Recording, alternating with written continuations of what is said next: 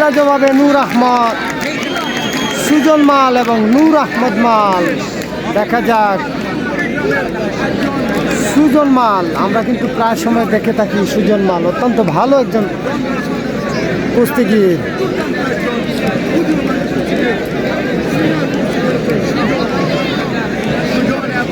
নূর আহমদ মাল, মালে মালে খেলা হবে।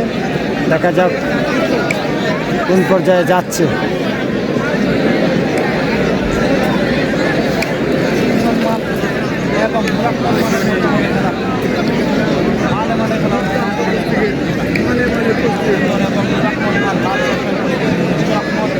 লাল শর্ট প্যান্ট পরনে যিনি, নূর আহমদ মাল ধনপুর সর্দারপুরের পক্ষে এবং ফুলবাড়ির পক্ষে সুজন মাল।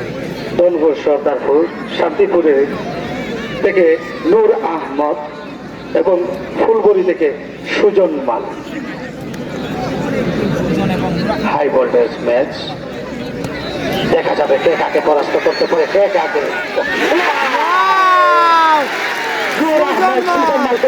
পরাস্ত করে দিলেন নূর আহমদ মাল সুজন মালকে।